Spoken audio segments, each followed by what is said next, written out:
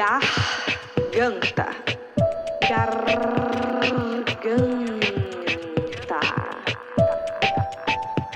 Garganta. O podcast Garganta, ele foi idealizado por mim, Valesca Torres, e tem como objetivo entrevistas com pautas focadas no gênero literário da poesia. Entre os entrevistados estão poetas, slammers, pesquisadores, oficineiros, entre outros trabalhadores que atuam com a palavra.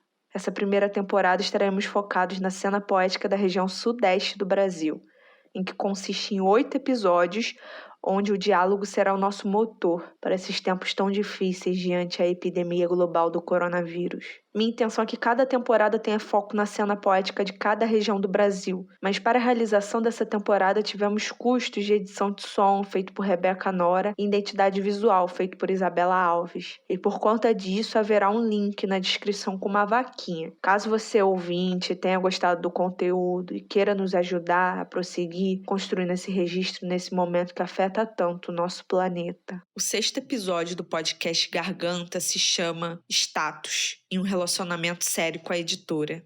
Natália Agra é nossa convidada. Atualmente mora em São Paulo, é poeta e editora da Corsário Satã. Publicou os livros de poesia De Repente a Chuva, pela Corsário Satã, em 2017, e Fotogramas, O Silêncio Possível, pela 7 Letras, em 2019. Noite de São João, seu novo livro, sairá ainda este ano de 2020. Edita ao lado de Fábio Calisto, Rodrigo Lobo Damasceno e Tiago Guilherme Pinheiro, a revista de poesia Meteoro.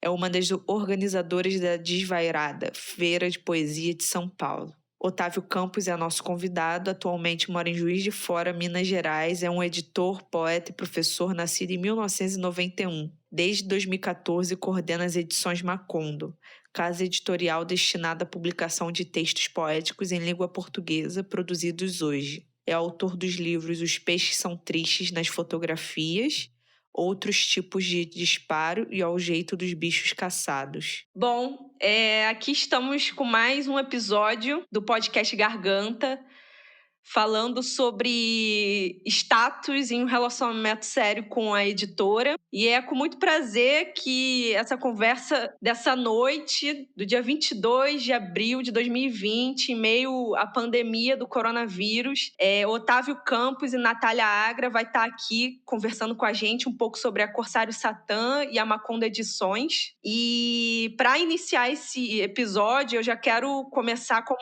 de sempre, né, com uma pergunta para a gente pensar esse papo. A primeira pergunta é o seguinte, assim: quando e como inicia a Corsário Satã e a Macondo Edições e por que publicar poesia? E eu queria entender também o que interessa às editoras às vistas de publicações, assim. O que interessa publicar tanto na Macondo quanto na Corsário? Pode falar quem se sentir à vontade. Pode começar, Otávio. Tá bem, vou começar. Então, boa noite, né, gente? E obrigado pelo convite, né? Valesca, é muito bom estar aqui falando com vocês. Principalmente na companhia da Natália, que é uma pessoa que eu gosto tanto. Digo mesmo. Obrigado. A Macondo surgiu em 2014, aqui em Juiz de Fora, né? Coincide muito com a minha volta. Eu morei um tempo em Portugal, assim, terminar a graduação lá. E coincide muito com a minha volta para o Brasil, a criação da editora. Eu morava numa república, assim, cheguei no Brasil, que chamava Macondo. Daí vem o nome da editora, especificamente. Claro que tem a ver com o livro. Ai, que interessante. Tem a ver com o livro, porque a gente gostava muito, morávamos juntos, eu e alguns amigos, gostava muito do Gabriel Garcia Marques, e tinha esse nome, a República, Macondo. E eu já tinha um trabalho de edição com uma revista que eu editava já há algum tempo, chamada Um Conto, que morreu, assim, com o tempo também, quando eu fui para Portugal. E quando eu voltei, eu comecei a publicar umas plaquetes. Começou com a minha, assim, obviamente. Eu acho que é o início de qualquer editora, assim, o caso mais comum que a gente vê. Publiquei uma plaquete minha e surgiu esse nome, Edições Macondo, que fazia no meu apartamento. Trabalho todo manual, né? E com o tempo, esse trabalho foi aumentando, foi se expandindo, né? Vendo novas coleções, algumas coisas assim. E nosso foco exclusivo sempre foi em poesia, porque é uma área que eu tenho um certo desenvolvimento, no sentido de eu pesquiso já há algum tempo, já estudo, né? Eu acho que eu me sinto um pouco seguro de andar nesse terreno, o que é um pouco diferente do terreno da prosa para mim. Não faço prosa, não escrevo, né, prosa, e nunca pesquisei, nunca estudei muito prosa, muito a fundo. Então eu me sinto um pouco mais confortável para editar poesia, e assim foi o começo da Macondo, publicando principalmente poetas aqui de Juiz de Fora, que na época que a Macondo surgiu, tinha uma cena poética da qual eu fazia parte, que era muito viva. Hoje em dia não sei se não é viva, porque eu não participo, estou um pouco fora. Então a ideia inicial era mesmo publicar essas pessoas que estavam dialogando comigo aqui. E surgiu essa primeira coleção, que foi os Cadernos de Ausência, mas depois foi expandindo, principalmente por conta das redes sociais, né? Que é o nosso grande fluxo hoje em dia de contato com autores e com editoras. E hoje, 5 anos depois, 6 anos depois, a gente já publica em outros formatos, já temos livros maiores, mas nosso foco é quase sempre a poesia, e a poesia que é escrita em língua portuguesa por pessoas vivas. Sempre foi um interesse muito grande para mim estudar isso, que é a poesia contemporânea, e eu não consigo muito dissociar o meu trabalho de editor do meu trabalho de pesquisador, né? Porque é como se fosse juntar duas coisas numa coisa só. Então eu vou estudando e vou me interessando e publicando consequentemente. Então a Macondo, além de ser meu trabalho, também é meu projeto de pesquisa, assim, de um certo modo. Não sei, eu respondi a pergunta com isso? Sim, foi até bem sucinto, respondeu tudo, mas Tá. só faltou, acho que, o Hum, que interessa ser publicado, né, pela editora, assim. Quando você pensa numa curadoria de publicação, sim. o que interessa para Macondo? Em linhas gerais, eu diria poesia e língua portuguesa de autores vivos. Isso são linhas gerais. Claro que ainda é muito amplo esse terreno, né? Mas o que interessa é publicar, pegar um livro e falar, vamos publicar pela Macondo, é principalmente se eu gosto da poesia, se eu gosto daquele poema, daquele autor, daquela obra, né? Eu acho que eu estaria sendo muito hipócrita se eu dissesse que não é isso, mas acho que é isso. Eu vou publicar o que eu quero ler. Porque trabalhar com poesia é uma coisa muito arriscada, obviamente, né? Então eu acho que esse risco tem que ter um pouco de prazer, senão não vale a pena. Como tudo na vida, né? Interessante. E você, Natália? Então, fiquei muito feliz de ouvir o Otávio falando. Primeiro, boa noite a todos vocês que estão ouvindo e a vocês dois queridos. Fiquei muito feliz mesmo de ouvir o Otávio falando, porque muita gente fala da aproximação que tem a Corsário e a Macondo, assim, em termos de fazerem coisas parecidas, né? E eu fico muito feliz, porque eu admiro muito o trabalho do Otávio, admiro muito o que ele publica, e achei muito corajoso você falar isso, que você só publica o que você gosta, o que dá prazer a você. Isso é realmente muito corajoso de ser falado, porque muita gente vai ouvir isso, assim, né? E eu digo a mesma coisa, a gente tenta publicar também, eu acho que a gente publica muito menos que a Macon. Nesse ano que se iniciou, a gente estava com um projeto de abranger mais, né, as coisas, de publicar mais livros, sendo que a pandemia fez com que a gente recuasse e percebesse que não vai dar para publicar tanta coisa esse ano, né?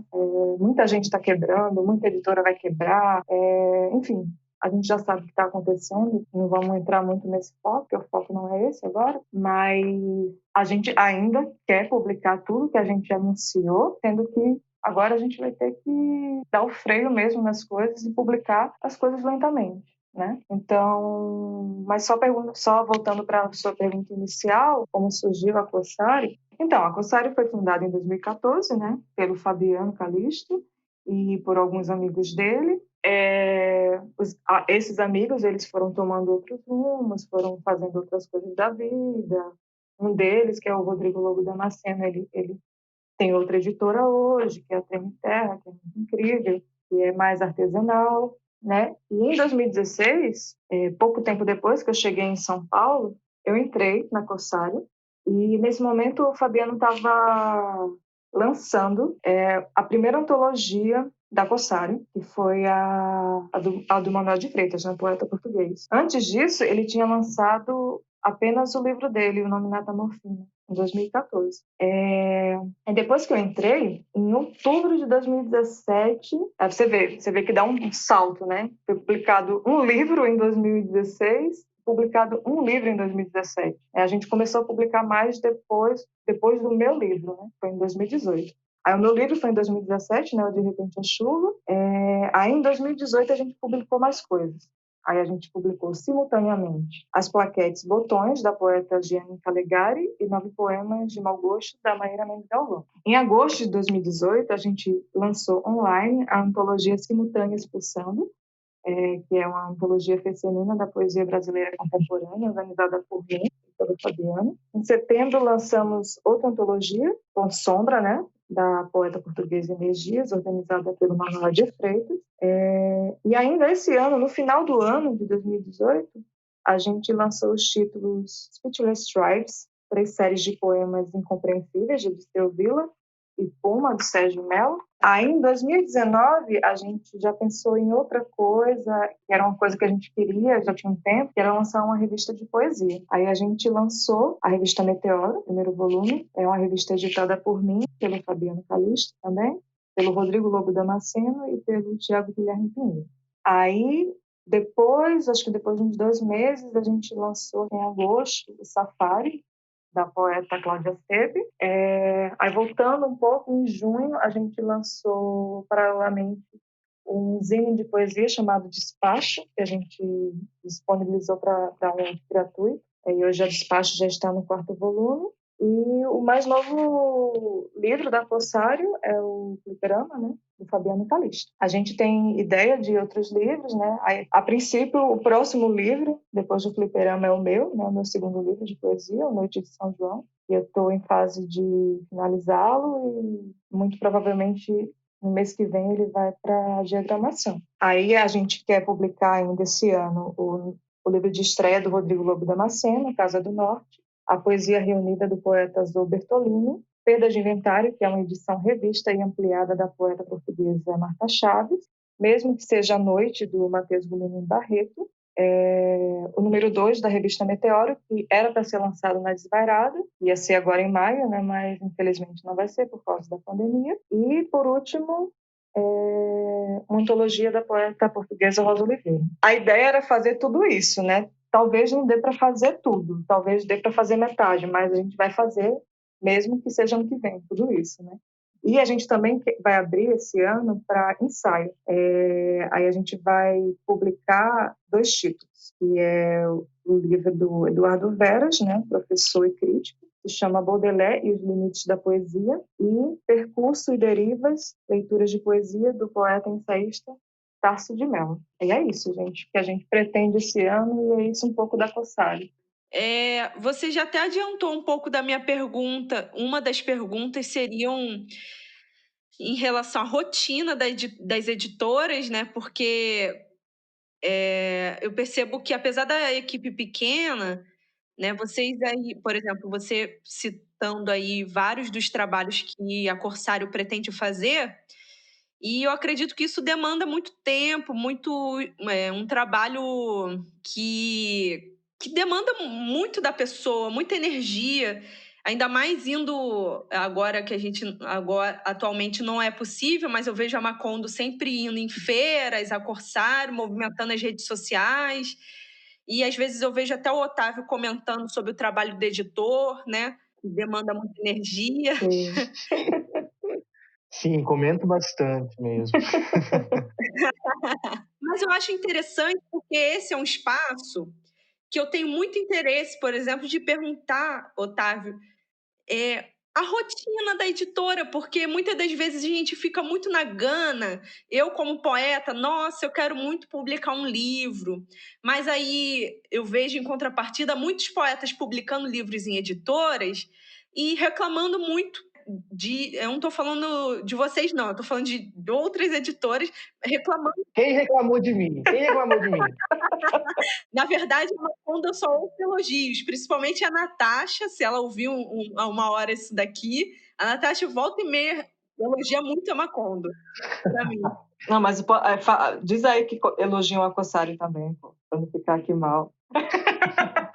Ah, sim, a Corsário. Sabe como eu conheci a Corsário na Travessa, num evento da Travessa? Eu antes não conhecia, aí eu achei o máximo, assim, a revista, achei linda a revista, principalmente a Meteoro, né? Aí Sim. eu acho interessante esse trabalho que vocês fazem é um trabalho que demanda muita energia e tempo. E aqui eu gostaria de ouvir o que você faz, Otávio, como editor, além de receber originais e dizer sim ou não, né, para os originais. Eu gostaria de entender o Então, que vocês fazem dentro das editoras. eu reclamo no Facebook, né? A maioria das coisas que eu...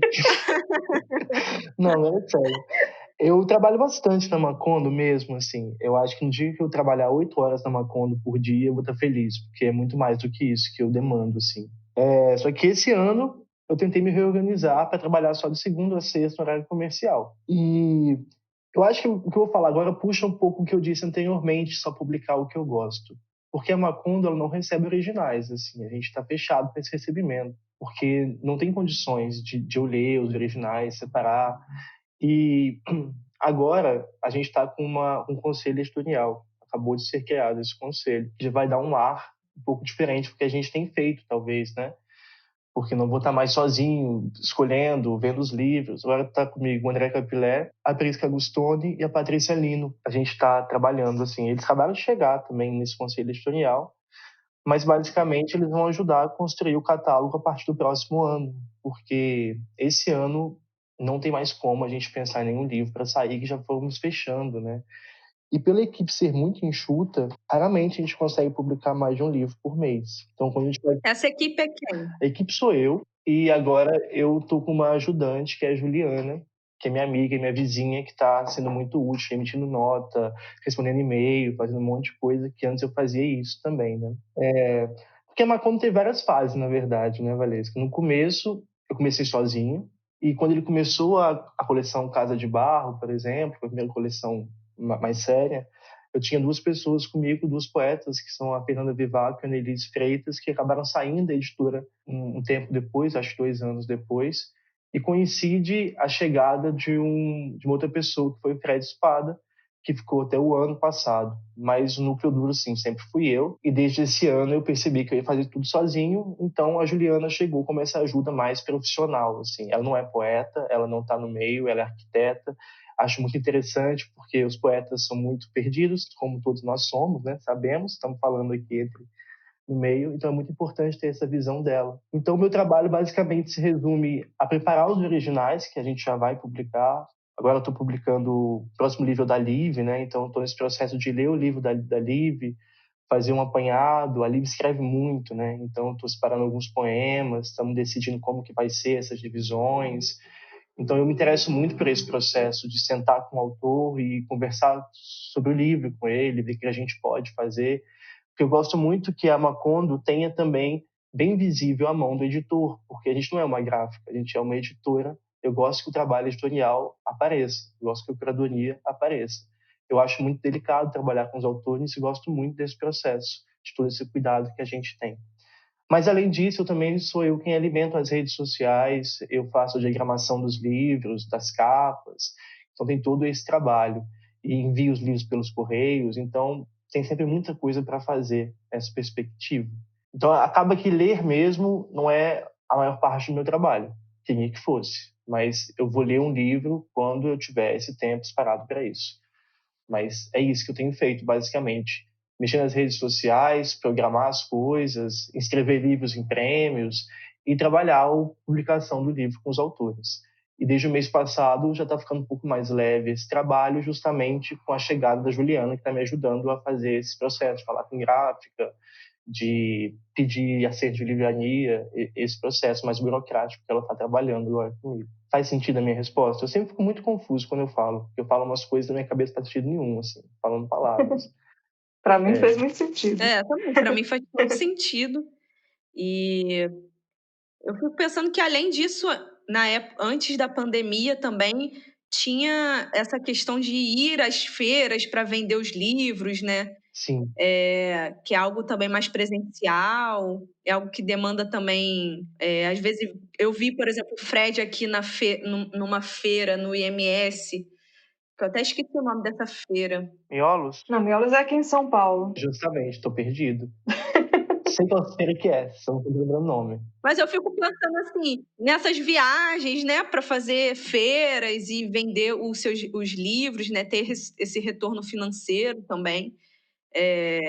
o quanto isso deve ser desgastante mesmo, né, em relação a tempo, energia. E a Corsário, como que funciona essa rotina, assim, principalmente antes da pandemia e agora com essa paralisação toda? Tá, então, a Corsário hoje, né, sou eu e o Fabiano, né? E a Corsário é a nossa casa, né? Muita gente pergunta, onde é que fica a sede da Corsário?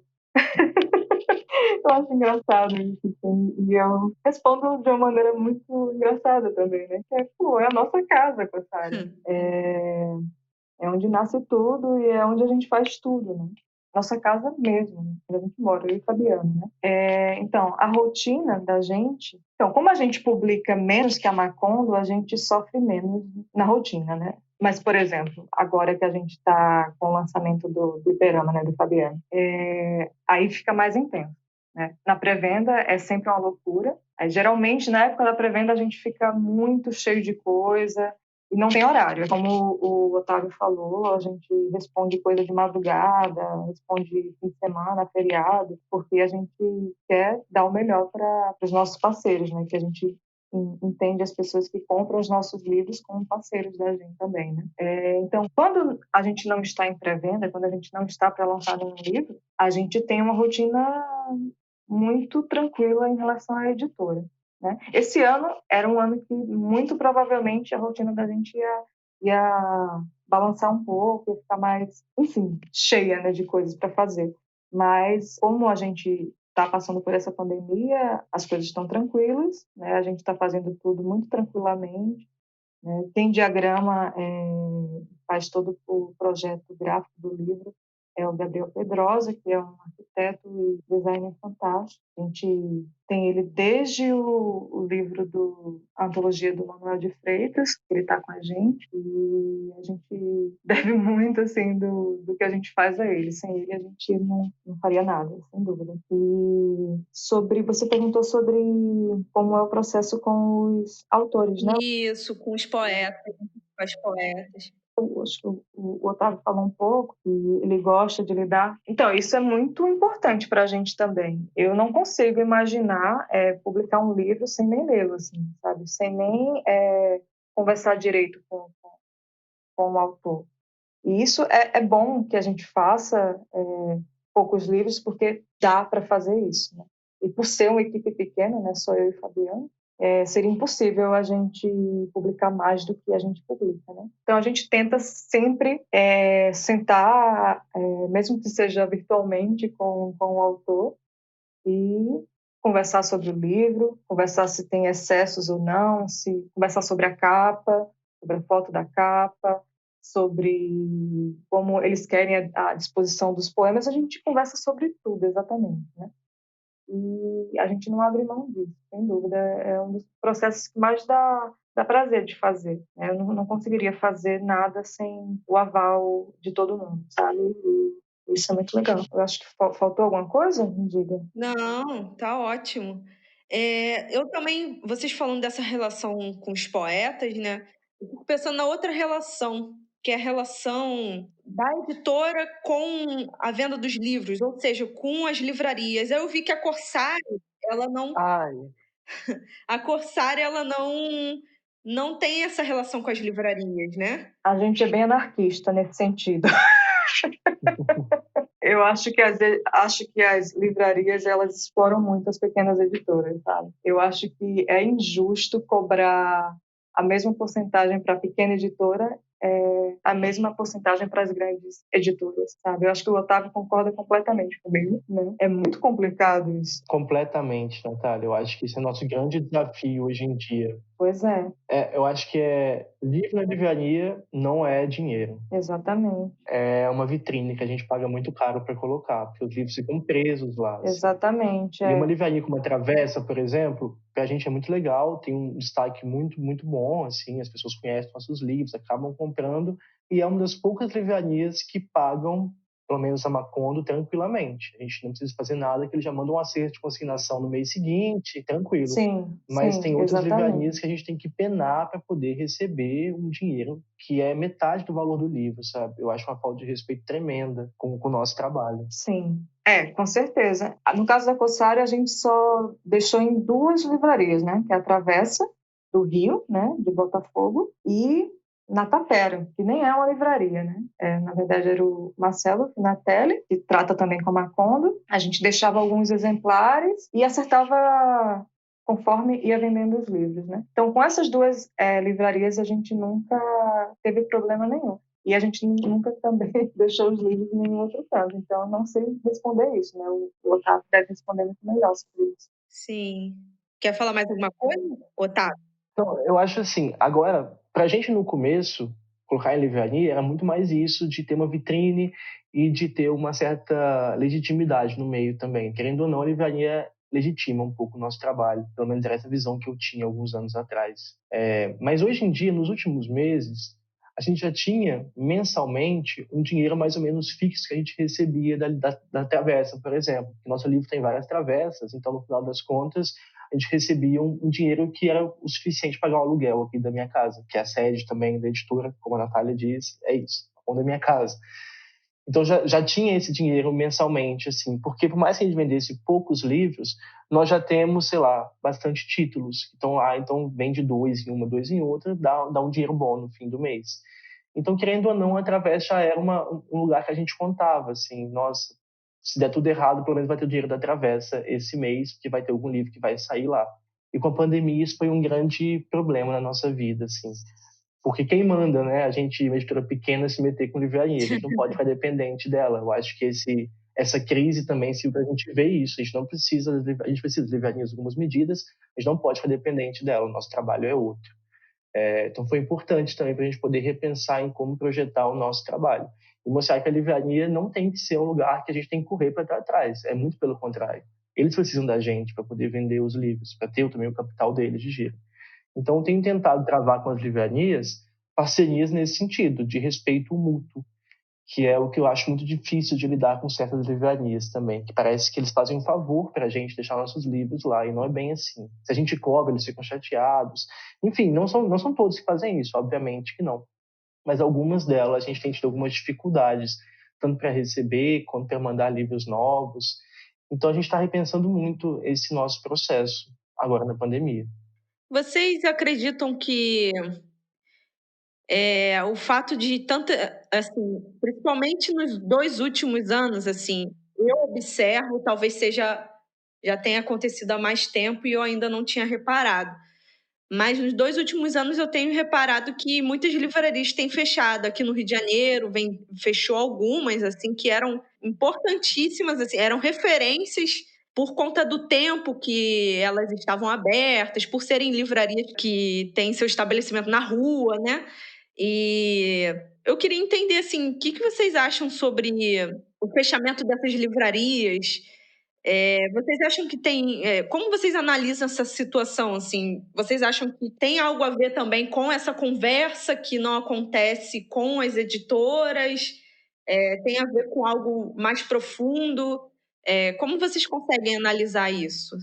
Olha, eu acho particularmente que nós, assim, eu e a Natália, tô falando por ela, mas eu acho que também é um sentimento igual, nós não temos muito a ver com essas livrarias, que o nosso nicho de poesia não é um nicho que vende muito livro, né? Então, o fechamento de livraria não tem a ver com os nossos livros, nesse sentido.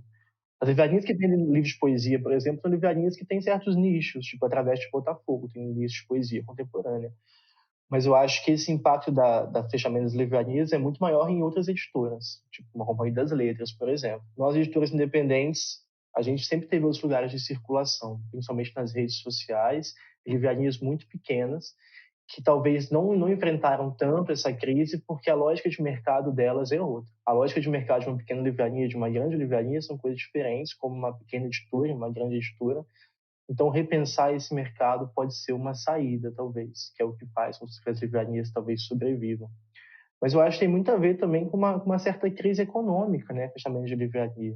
Porque livro é um artigo de luxo para muita gente, né? Porque realmente o livro é uma coisa muito cara.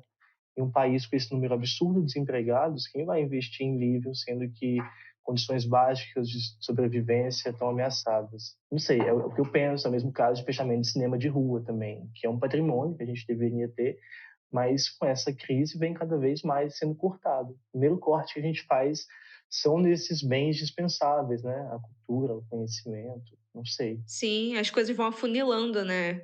É porque eu fico pensando também, Valesca, que eu acho que coincide muito esse fechamento das livrarias com a chegada da Amazon Brasil, né? Não sei, eu não tenho muito esses dados, é tudo questão de achismo, né?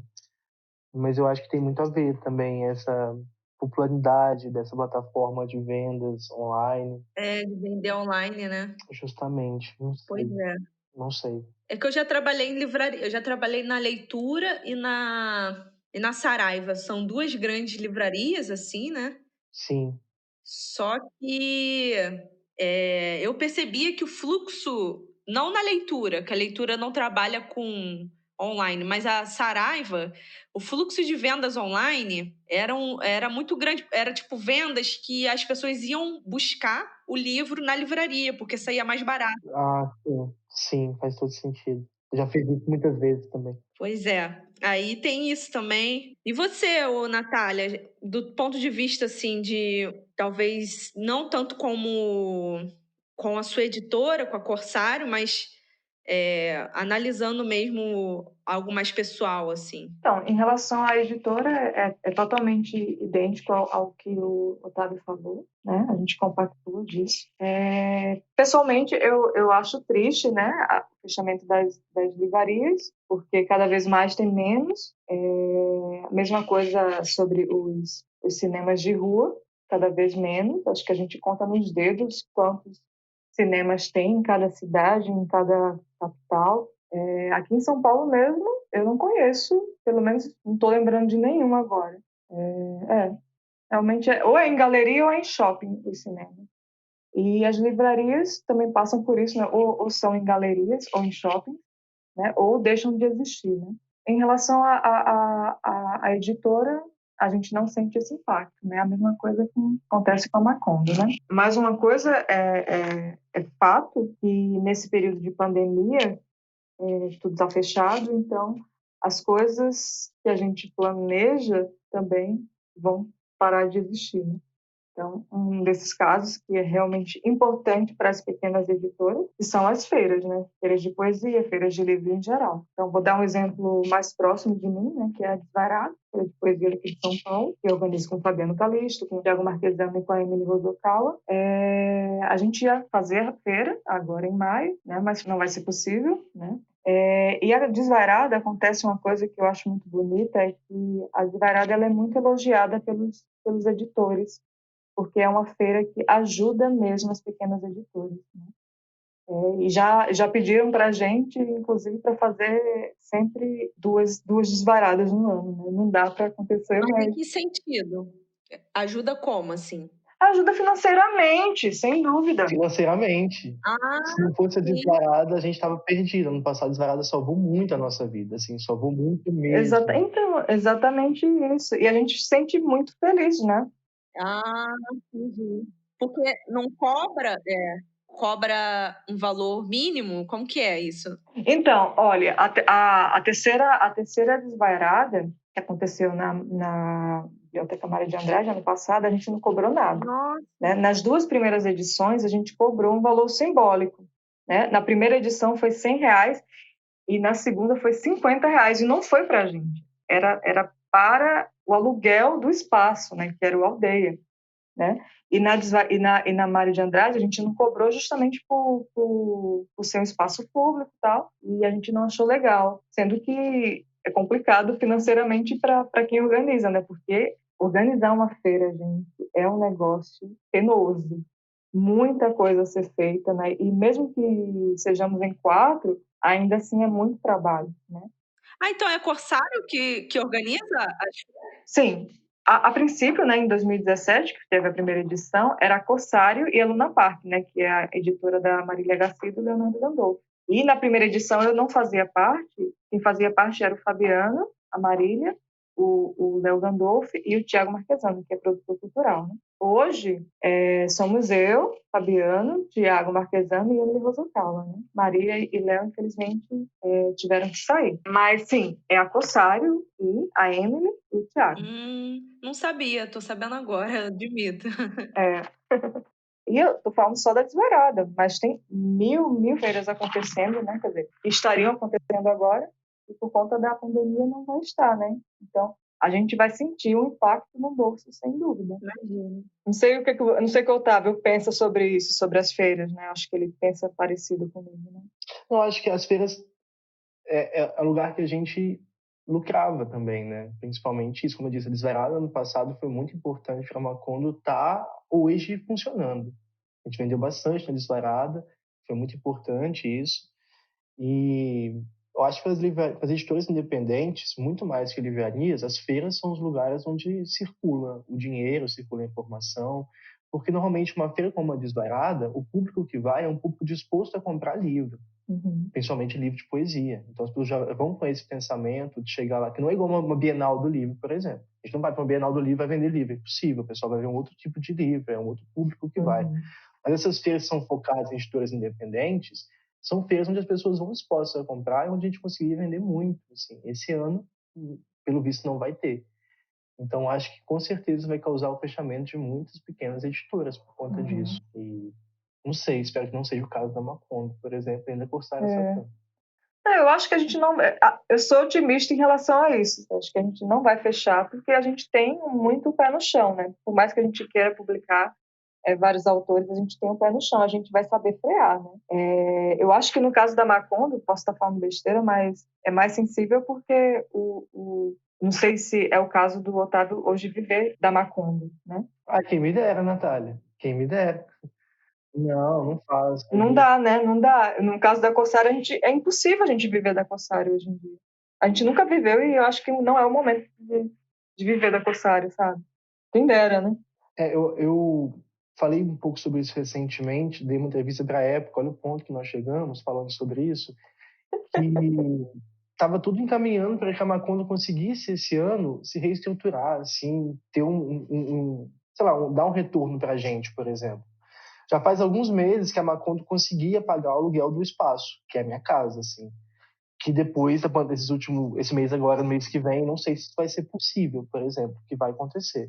Mas, assim, não dá para viver só de Macondo por enquanto. É um sonho que isso aconteça, mas eu dou aula, assim, faço revisões, mais um monte de coisa para conseguir viver.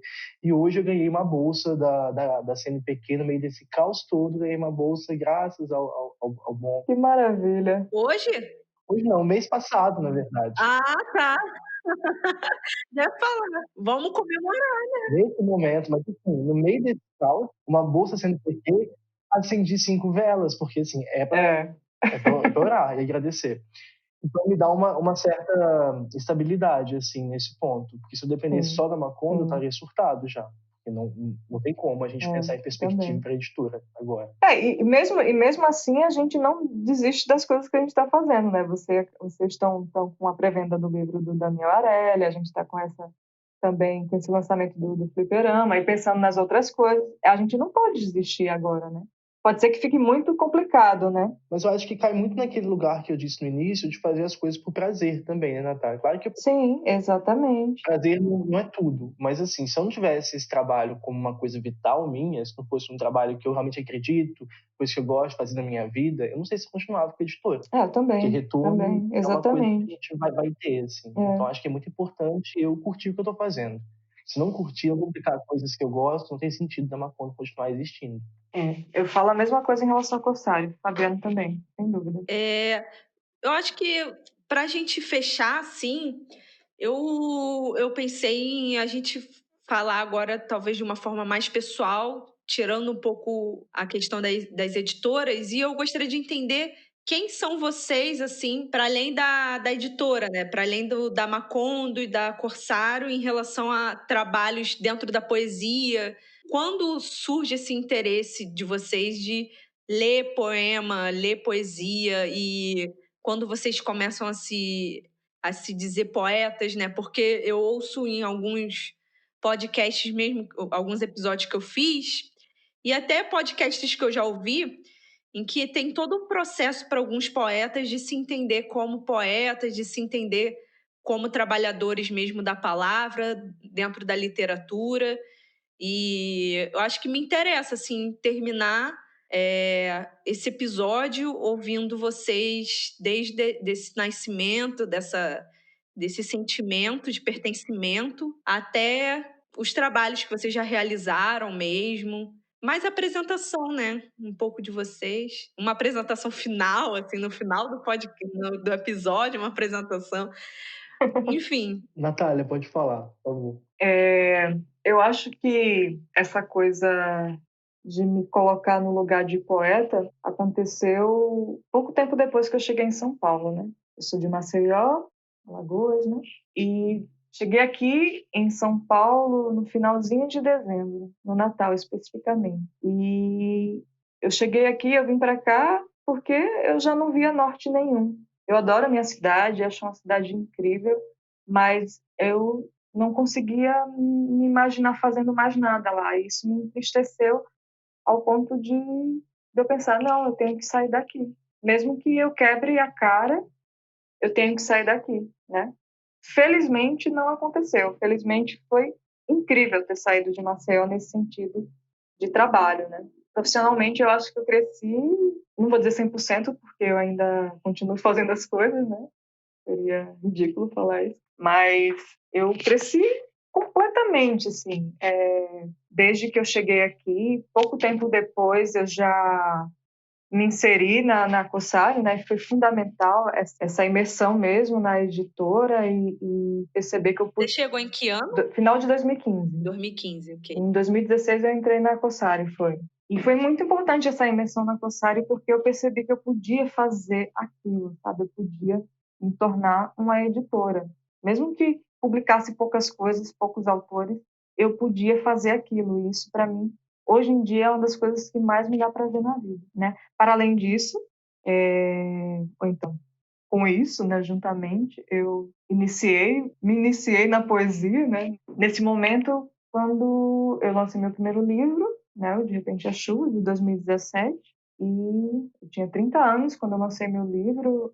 Antes disso, em Maceió, eu participava de laboratórios, de mini-cursos, de mini-oficinas, cursos, enfim. Mas eu nunca me imaginei publicando algo, sabe? Era uma coisa que eu achava que era muito romântico da minha parte. Eu vou ser escritora, eu vou ser poeta, enfim, sabe? E hoje em dia, já vou publicar meu segundo livro de poesia. Publiquei ano passado um livro infantil. Eu fui contemplada pela coleção Corpo de Roda da imprensa oficial Graciliano Ramos, lá de Maceió. E é isso, eu não consigo me imaginar fazendo outra coisa, não consigo me imaginar. Qual o nome do seu livro infantil? Os Balões de Nise, que é uma homenagem a Nise da Silveira. Nossa, e deve ser... Eu fico pensando o quanto deve ser, assim, diferente, né? A escrita de um livro infantil e um livro de poesia. Nossa, completamente diferente. Então, esse meu livro, né, eu demorei mais de 2 anos para finalizá-lo, porque eu não conseguia enxergá-lo como um livro infantil. Eu sempre imaginei ele, parece um livro de poesia na prosa, porque eu não conseguia identificar na minha escrita uma escrita para criança, né, e é especificamente para criança até 8 anos de idade. Então, foi muito difícil. Então, foi um processo muito penoso, mas foi muito gostoso ao mesmo tempo fazer. E o resultado, eu acho que foi muito melhor do que eu imaginei. Também tive muita sorte do ilustrador ser incrível, então o livro ficou muito bonito mesmo. E como circula esse livro infantil, assim? Eu fico pensando nesses outros espaços, assim. Então, a circulação dele é problemática, né? Porque ele só circula ou pelo site da imprensa oficial Graciliano Ramos, ou em Maceió, né? Quer dizer, ou em Alagoas, né? Mas mais especificamente em Maceió. Eles realmente não mandam para outros cantos, não. Entendi. É complicado, né? Mas é isso. Fala. Não, eu só ia finalizar. Mas a minha relação com a poesia desde criança, sempre não de escrita, né? Quer dizer, um pouco, eu escrevi um pouco, mas nada para além de, é uma coisa de criança, é uma coisa de adolescente, meio que diários, né? Mas minha relação sempre foi, desde sempre, Mas, assim, a minha relação com a poesia brasileira, principalmente com a poesia brasileira contemporânea, se iniciou lá em 2014, 2015. Antes disso, eu lia muito, ou coisas muito antigas brasileiras, ou só prosa, ou então poesia americana, poesia de língua inglesa e europeia. Então, foi muito bom eu ter entrado numa editora de poesia, para eu me sentir completamente à vontade nesse meio, né, da poesia, que é tão grande e é tão bonito hoje em dia. E é isso, para finalizar. Sim, amei te ouvir. Gostei da sua história. Eu achei muito interessante você publicar, porque eu não vejo muitos poetas, pelo menos eu não conheço muitos poetas que publicam livros infantis, né? Mas é interessante saber disso. Eu não tenho nenhum. Se eu tivesse, eu mandaria para você. Eu não tenho nenhum mais. Porque a minha cota já acabou. Não, eu vou pesquisar, depois vou dar uma investigada aqui na internet, ver como que. Bem, a venda tem venda online, não tem ou não? Ou. Tem, venda online. Tem. Sim. Eu posso te passar depois Tá, o link. beleza. Otávio? Minha vez? É minha vez? Tá. A gente... Falei muito, hein, Otávio? Não, tá Desculpa, hein? ótimo. Pensei em várias coisas aqui. Eu acho que a gente coincide muito nossa trajetória como poeta, talvez, né? Justamente desse lugar que a gente sai e que a gente, querendo ou não, está localizado fora de um eixo politicamente falando, culturalmente falando, que fora do eixo Rio-São Paulo. Eu acho muito importante essa sua fala, quando você fala que você se descobre poeta quando chega em São Paulo, assim. Eu não cheguei em São Paulo, estou cravado nas montanhas de Minas ainda, né? Que apesar de estar na região sudeste, ainda não é tão privilegiado nesse aspecto, né?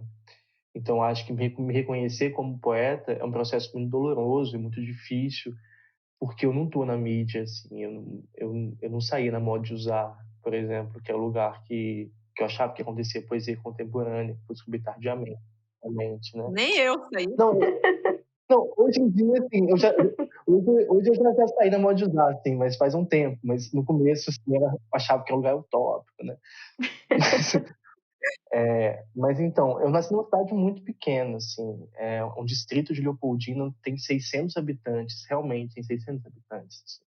Então, meu contato com a poesia é um contato de música mesmo, eu ouvia Sandy Júnior, então eu acho que isso foi o primeiro contato, assim. Ai, amei saber disso, cara. Melhor jeito de Mas conhecer eu poesia. não vi a live ontem, assim, que hoje em dia eu tenho problemas com Sandy Júnior, questão pessoal, mas enfim. Eu queria muito ser músico, né? Comecei a ouvir algumas coisas. Quando eu fui ficando mais jovem, eu conheci a MTV, então vi algumas coisas, ouvi algumas coisas. Queria muito fazer música, sabe? Só que eu não tinha coordenação motora para tocar violão. Então eu tinha um caderninho que eu escrevia letras de músicas, sabe? Só as letras de música. E no final eram poemas que eu estava fazendo, não tinha me dado conta disso, né? Porque a minha visão de poesia, acho que a visão de muita gente tem é aquela poesia que a gente estuda na escola, né? Aquela coisa chata, totalmente distante da nossa Sim. vida. Mas em um momento eu consegui acessar o Drummond. Quando eu cheguei no Drummond, eu falei, gente, isso aqui é isso que eu quero, isso que é importante para mim. Como que há um diálogo realmente acontecendo. Nossa, pior que eu senti a mesma coisa. Era muito importante. Foi um momento assim que eu nunca me esqueço. Sentado na porta de um casarão antigo, lendo aquele Sentimento do Mundo e falando, eu entendo isso. Isso me toca. Eu consigo fazer isso? Obviamente que não, né? Quem era eu? Mas eu falava, isso eu consigo fazer, talvez. Tinha me dado conta do que era poesia. E eu vim para Juiz de Fora estudar. Juiz de Fora é uma cidade, assim, uma metrópole, perto de onde eu morava, Piracatuba, né? Então, uma cidade muito grande. E vim fazer letras. Então, eu tive um acesso a um circuito poético da cidade. Tinha um evento de poesia que eu comecei a construir com as pessoas. E comecei a escrever. Fiz uma oficina aqui na faculdade, escrevi e publiquei um primeiro livro com os poemas, assim, que não tem acesso a esse livro, espero que ninguém tenha acesso a esse livro. Mas eu acho que, pelo amor de Deus, quem tiver, você esconda, por favor, tá bem, gente? Vamos tocar o barco adiante, as coisas acontecem. Mas, enfim, esse processo de aceitação de ser poeta ainda não veio com o livro, obviamente que não. Isso veio, tá vindo ainda com o tempo. Ainda tô um pouco longe de me aceitar completamente como poeta. Eu acho que precisa passar por algum espaço de aceitação. Alguém que fale com você, você é poeta, Otávio. Isso aconteceu comigo algumas vezes, me deu umas certas alegrias, assim. Antes de eu me mudar, eu Eu fui para BH tirar o passaporte, e eu era muito dessas pessoas que conversava com todo mundo, assim, no Facebook. Conversei com a Ana Martins, falei, vamos conversar? Ela falou assim, vamos tomar um café, então, quando você estiver em BH. Aí eu fui para BH, tomei esse café com ela, e ela me apresentou uma poeta brasileira que morava em Lisboa. Falou, você tem que conhecer essa pessoa. Me deu um livro dela, que é a Júlia Hansen. E fui no lançamento do livro da Júlia, um livro novo que eu estava lançando em Lisboa, e falei, vou levar uns poemas que eu tô fazendo para ela. Olha a minha cabeça, noção nenhuma, né? Noção zero. Vou levar uns poemas para a poeta. Levei uns poemas para a Júlia. E a Júlia leu meus poemas, o pior de tudo. A Júlia é pior do que eu, não tem noção nenhuma, eu leio meus poemas. Eu achei muito carinhoso da sua parte. Eu gostaria de receber poemas de alguém. Assim, tipo, foi lindo. Eu também. A gente leva umas flores, né? A gente compra o livro, eu não. Não, Valesca, eu vou te repassar então, viu? Que eu recebo muito. Não, mas eu entendi. Não, vem cá. Então eu devo estar entendendo errado. Foram poemas que você escreveu para a Júlia ou poemas seus? Não. Poemas meus que estava escrevendo e mostrei para a Júlia. Dei para ela de presente um encarte. Assim, olha, eu trouxe para você uns poemas que eu estou fazendo, queria trazer flores, mas trouxe esses poemas. E ela mandou uma mensagem no dia seguinte falando, Otávio, você é um poeta. Júlia, né, minha gente? Então, para mim foi muito importante ela me dizer isso. Ela falou, o seu poema tem pensamento. Para mim, poesia tem que ter pensamento. O seu tem pensamento. Obviamente, assim, não foi da noite para o dia que eu escrevi um poema e mandei para a Júlia. Eu estava num processo já, eu acho que foi muito importante para mim essa mudança para Portugal, assim, romantizando bem a situação, né? Eu estava fora do meu lugar, estava escrevendo um monte de coisa, queria fazer um livro. Naquele ambiente, totalmente cercado de gente. E a Júlia me apresentou a Patrícia Lino nesse dia também, que foi uma interlocutora muito importante para mim também. Então, eu tive essa conversa com a Júlia, com a Patrícia Lino. Então, foi assim que eu fui me dando conta de que eu conseguia escrever, que eu podia me orgulhar minimamente do que eu fazia. Mas ainda é um processo muito difícil para mim me aceitar como poeta desse jeito. Eu não invisto tanto nessa carreira. Eu não sei fazer tanta autodivulgação, tenho muita vergonha assim, de falar, gente, estou escrevendo um livro. Tenho feito isso com muito cuidado e com muito mais afinco hoje em dia, porque anos de análise, né, já chega num ponto que eu consigo falar um pouco. Mas eu não consigo fazer muito esse trabalho de autodivulgação, então eu acho muito difícil. Não quero publicar meu livro pela Macondo, por exemplo, porque no fim das contas eu vou ter que vender meu livro, eu não consigo fazer isso. Mas eu me vejo muito mais como um trabalhador da poesia em outro sentido, né? Editando o livro, pesquisando sobre isso, né? Eu fiz uma iniciação científica na faculdade sobre poesia contemporânea. Meu mestrado foi poesia contemporânea portuguesa e meu doutorado também é sobre poesia contemporânea. Então eu meio que ando nesse lugar, assim, não tanto quanto poeta, apesar de também estar trabalhando nessa esfera, mas também como pesquisador, que é uma palavra muito difícil, né? Mas é isso, acho que eu sou mais um pesquisador da poesia e eu acho que os meus poemas são muito mais resultado do que eu venho pesquisando, que eu venho lendo, que eu acho que é o caso de todo mundo também, assim, não é muito diferente do que a Natália relatou, de que eu imagino que seja para você também, parece. Eu acho que, não sei, eu acho que é meio isso que eu penso. Gente, eu só queria falar só mais uma coisinha. O Otávio falou uma coisa que eu acho muito importante aí no final. Quer dizer, eu achei tudo muito bonito que você falou, muito legal. Mas você falou uma coisa que no começo para mim foi muito complicado. Foi que o meu primeiro livro saiu pela minha editora, né? Meu segundo livro também vai sair pela minha editora, né? E sempre foi muito esquisito. Desculpa, não estou julgando isso, tá? Não, imagina, não tô falando que você está julgando, não. Eu tô falando que realmente é muito difícil. Eu compactuo com você, é muito difícil. A primeira vez que eu vendi um livro meu, eu senti vergonha, sabe?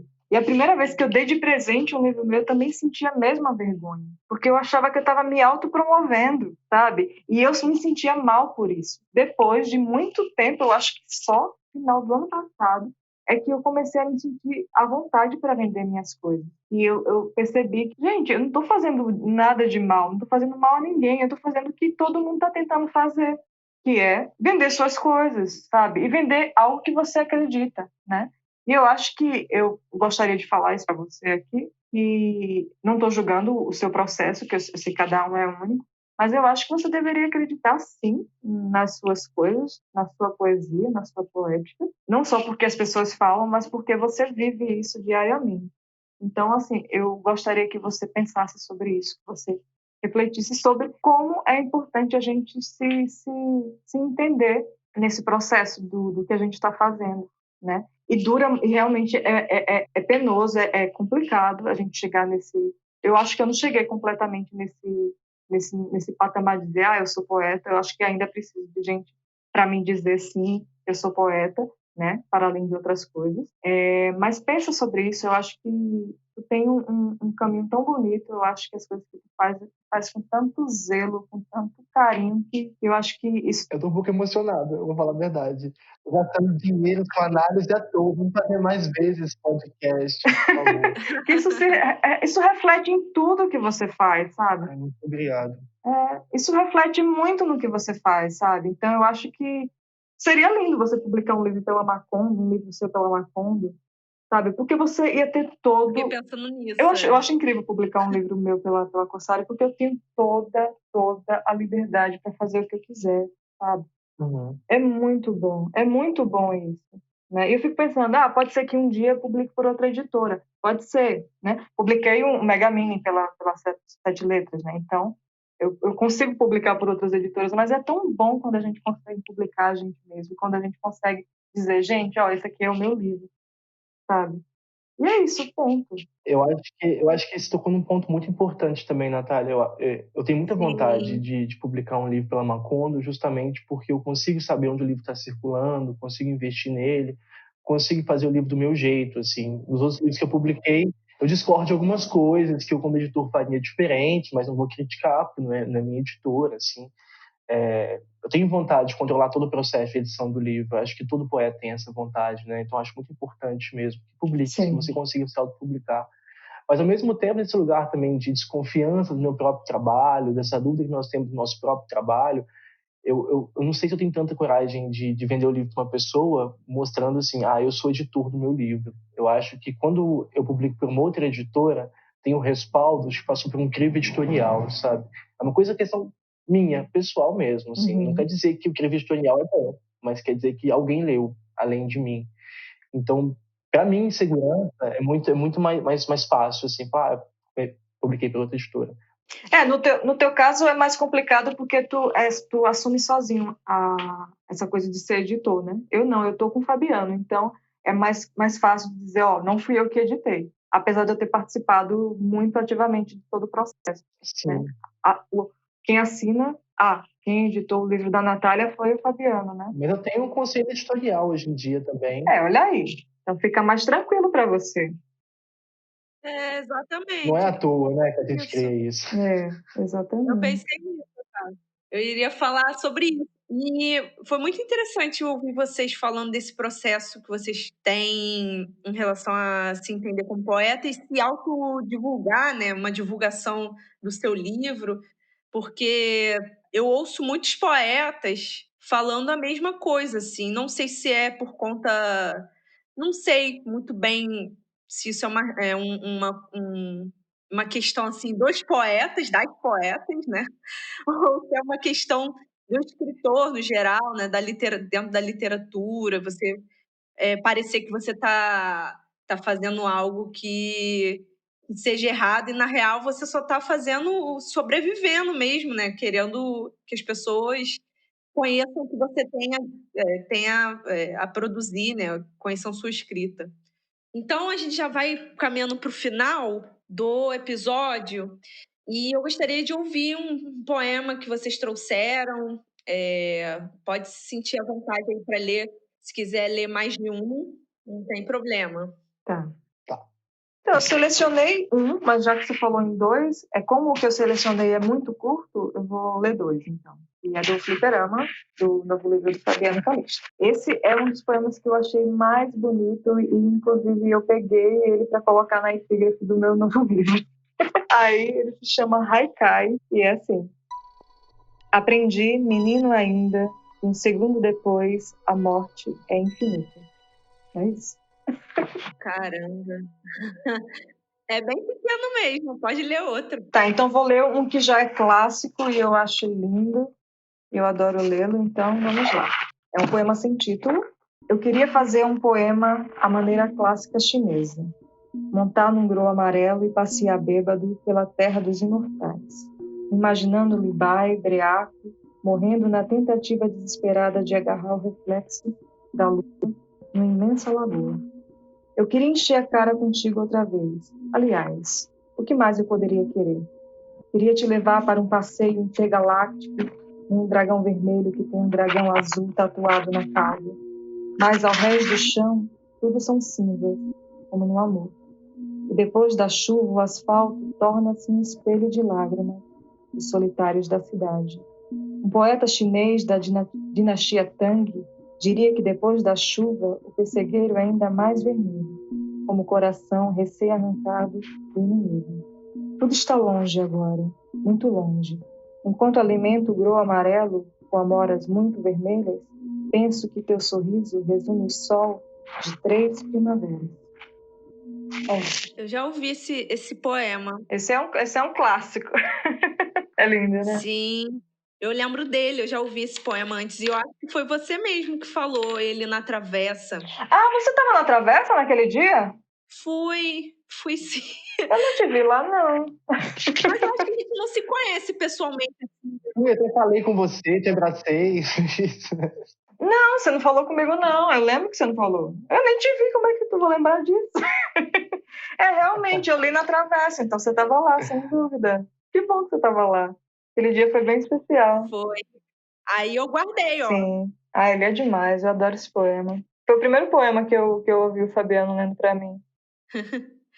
E Otávio? Então, eu vou ler 2 poemas mais ou menos curtos também. Eu vou me justificar um pouco antes. Eu tinha separado mais coisas, mas eu vou ser mais sucinto. E, querendo ou não, eu acho que uma das coisas que a gente consegue perceber é que a poesia contemporânea está na mão e está na voz das mulheres. Assim, o catálogo da Macondo tem muitas mulheres. Eu me orgulho muito disso, porque não tem a ver com cota nem nada. Tem a ver justamente com o que eu falei no começo, né? Eu publico o que eu gosto e a maioria das coisas que eu leio são mulheres escrevendo, tanto meu projeto de mestrado quanto doutorado, estudo mulheres. Mas eu não vou ler um poema de uma mulher aqui. Eu tinha separado um poema da Carla e um da Cláudia, mas eu vou ler um poema do Daniel Arelli, desse livro que está saindo agora essa semana, que eu acho que vem a calhar ler ele nesse momento. Então é isso, me justificando, vou ler o Daniel. Eu vou ler esse poema que se chama Cecília Pavon. Deve haver tantos desejos quanto formas, diz Cecília Pavon. Formas geométricas como o quadrado, o triângulo, outras figuras com arestas e, obviamente, a flecha. Há também formas musicais, como a sonata, o rondó e a serenata. Dizem que só é possível compreendê-las se aprendermos um novo jeito de pensar, um jeito musical. O mesmo vale para as formas da poesia, que a cada vez procura inventar para si uma nova língua, que só aparentemente é igual à língua que usamos para comprar pão, carne, sapatos. É tão difícil encontrar a forma do desejo quanto escrever um poema ou compor uma música sobre o último verão que vivemos. E fim do poema. Nossa, que lindo. Tá nesse livro que tá saindo. Daniel é uma coisa séria, né, gente? Nossa, Daniel, é um negócio sério, né? Qual é o nome dele? Daniel Arelli. É a água que a galera bebe lá na casa deles, né? A Ana, o Daniel, é a água deles. Eu falei, é custa água. O livro já tá saindo essa semana. Quem gostou do poema, corre lá no site, pelo amor de Deus, vamos vender. Ah, já comprei, já até falei pra você. Eu vou ler mais um poema do livro, então, um poema sem título. Então vamos lá. Talvez haja um pouco do mundo em cada coisa como esta, você dizia, e um pouco de cada coisa como esta no mundo, que, no entanto, não pode ser uma coisa como esta, mas o lugar em que cada coisa como esta pode ser, como resta sempre, um pouco de nós em nossa cidade e um pouco de cada cena do crime no crime. É isso. Caramba. Esse poeta, ele é brasileiro, né? Ele é de BH. De BH? Não conheço. Esse é o segundo livro dele. O primeiro dele foi o Lição da Matéria, que ganhou o prêmio da Biblioteca do Paraná. E tá saindo agora também. Saiu na coleção Casa de Barro esse livro. Esses 2. Ai, Otávio, eu fiquei com tanta vontade de ouvir algum poema seu. Eu não tô preparado para isso. Poxa, Otávio, sério. É, mas Queria te assim, ouvir. Poxa. Não, tudo bem. Se você não está preparado, eu respeito. Não tô preparado, sou péssimo para ler meus poemas, assim. Em outro momento eu vou pedir. Mas, assim, quando eu lançar meu livro, eu leio, faço umas coisas, mas tem que ter um preparo psicológico, assim. Eu não costumo muito ler minhas coisas, não gosto muito de ler, assim, então sou Entendi. péssimo para me divulgar, se percebe, né? Então, por isso que não dá certo, gente. Não, mas eu vou te divulgar, a Natália também, todo mundo, vamos Vamos, fazer uma vamos, corrente de vamos sim. divulgação para o Otávio. Obrigado, gente. Vocês são ótimos. Vou sair muito melhor do que hoje. Vamos fazer mais vezes essa conversa, pelo amor de Deus. Eu não pago tanta análise Sim. mais. Ai, gente, muito feliz aí com a conversa. Agradeço muito, gente. Desculpa aí todas as vezes que eu caí na plataforma. Eu sei que a minha internet não é uma das melhores. Tenho feito esse trabalho com um podcast muito na força, na vontade de querer fazer algo, me movimentar. Eu sinto falta de ouvir vocês, eu sinto falta de ouvir vários colegas que passaram por aqui, que eu me sinto muito, eu fico muito nesse olhar de admiração, né, por eles, por elas, e ouvir vocês foi um prazer essa noite. Só tenho a agradecer mesmo, assim, agradecer por tudo que vocês falaram. Estou sempre aprendendo muito e tudo que vocês falaram hoje também agregaram, assim, a minha vontade de escrever, a minha vontade de ser poeta, de fato, né? Para mim foi muito importante estar aqui também, assim, renovador, assim. Esse trabalho está sendo incrível, Valesca, parabéns. E que bom que você colocou a Natália para conversar comigo. Tô muito feliz, assim, salvou mais uma vez meu dia tá com vocês. Nesses momentos que a gente tem vivido ultimamente, né, são coisas assim que faz a gente continuar, pelo menos para mim, assim. Muito importante estar aqui. Ai, obrigada, gente. Vou fechar aqui, então.